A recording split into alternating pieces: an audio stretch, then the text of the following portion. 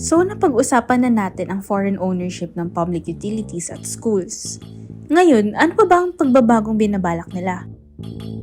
Meron pa silang gustong i-change na ownership naman sa advertising industry. Paragraph 2, Section 11 of Article 16 is amended to read as follows. Only Filipino citizens or corporations shall be allowed to engage in the advertising industry unless otherwise provided by law. The participation of foreign investors in the governing body of entities in such industry shall be limited to their proportionate share in the capital. So what do you think? Two things. One is advertising as a form of propaganda. So, isa yan sa paraan para mapadali ang trabaho ng propaganda. And another thing is that tatandaan natin yung mga issue natin before with Cambridge Analytica, which is a foreign PR firm. Ginawa nila ay tumulong sila sa pag-spread ng disinformation, re-imaging of the current political clan, the Marcoses, here in the Philippines. And they've been doing it for years before a whistleblower came out to expose what happened.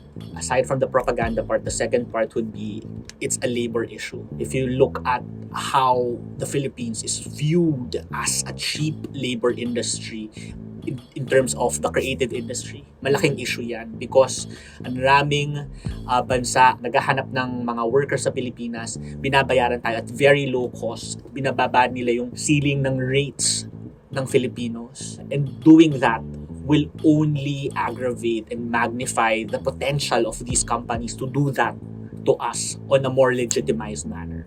Dun sa labor actually, yun yung unang-una kong naisip na I know matagal ng problema sa bansa yung contractualization, an enabling environment pa to have more exploitation or for there to be more exploitation, contractualization. Tapos, ang worry ko talaga dun ay gaano katalas yung pangil ng DOLE, Department of Labor and Employment, sa paghahabol ng mga foreign-owned companies here. Have we set enough precedent for that? Aside dun nga sa nabanggit on labor, gusto ko rin siguro balikan yung sinabi ni Pipo on the propaganda. I also think that it's going to have an impact on that. Lalo na nabanggit mo yung Cambridge Analytica, and we as fact-checkers, we also saw na Marcoses really benefited from disinformation campaigns over the past years. So, if this is going to be changed in the new constitution, in terms of advertising, it's gonna have an effect on the parang disinformation landscape ng Philippines. That's alarming for me.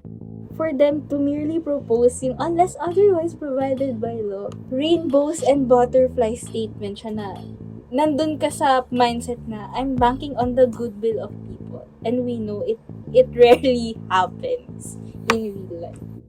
While you were reading yung mga amendments, it's kind of interesting na simple phrase, unless otherwise provided by law, can change a lot of things, can have major consequences na that's why I really think na hindi siya basta-basta dapat minamadali, pinupush forward, parang out of nowhere, ganyan. It needs thorough study, and we as journalists, we really need to spark up the conversation, hindi lang sa circle natin, kundi with the general public, kasi sobrang laki ng magbabago with just the phrase, unless otherwise provided by law. I think as journalists, yes, that's part of the job, which is to be able to inform them in a timely manner ahead, diba? And also to uncover whatever is happening underneath those layers. It only means to say na kailangan yung mga taong nagdi-dissent or lumalaban sa movement ito should do better in messaging, better to address the issues of these people. Naisip ko lang rin na siguro in informing, I want to put it in a way na hindi ko binubura, no?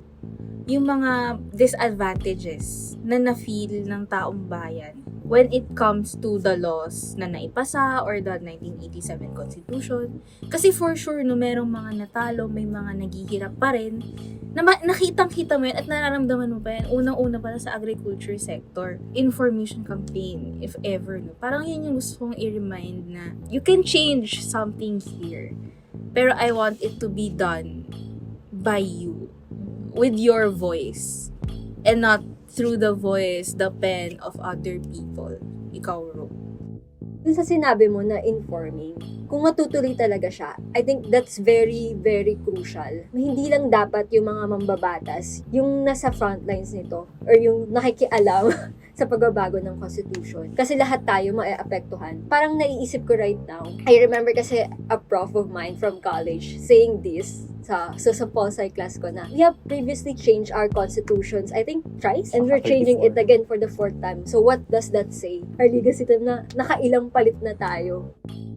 Sa susunod na episode ng What the F Podcast, pag-uusapan naman ng mga reporter ng VERA Files ang nababadyang jeepney modernization.